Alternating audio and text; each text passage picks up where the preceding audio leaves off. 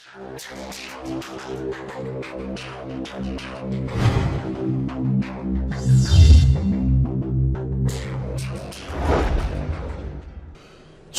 নেতা দিয়াজ ইরফান চৌধুরীর মরদেহে আঘাতের চিহ্ন পাওয়া গেছে।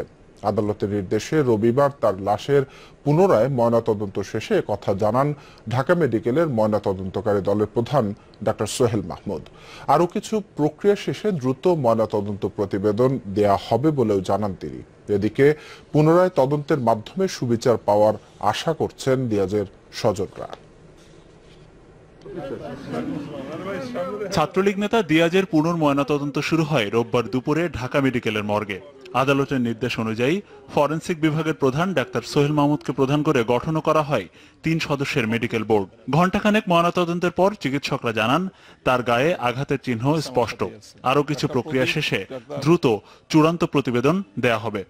আমরা আঘাতের চিহ্ন পাইছি, এটা এই সবকিছু আমরা আমাদের ফাইনাল ওপিনিয়নে জানাবো। যেখানে সে মারা গেছে ওই জায়গাটাতে আমরা ভিজিট করব এবং প্রথম ময়নাতদন্তের সময় যারা সাক্ষী হিসাবে ছিল তাদের সাথে আমরা কথা বলবো এবং প্রথম ময়নাতদন্ত যারা সম্পন্ন করেছেন তাদের সাথে আমরা কথা বলবো।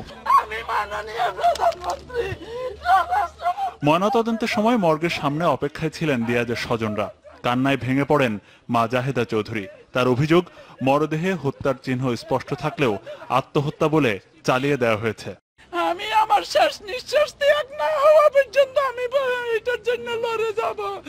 আমার শেষ নিঃশ্বাস এই যে আমার ছেলে ড্রিল কাপড়ের মোটা কাপড়ে এরকম করে গলা কাটে, আপনারা সবাই বলেন। এটা একটা শিশু থেকে বৃদ্ধ পর্যন্ত কেউ বলে নাই হত্যা ছাড়া আত্মহত্যা।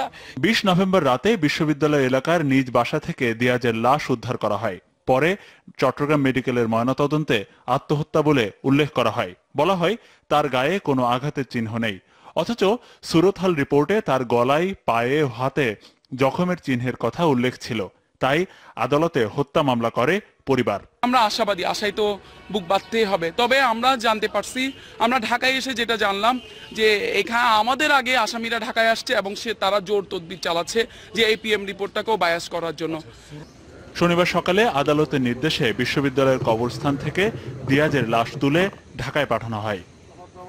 মনিরুল ইসলাম, যমুনা নিউজ, ঢাকা।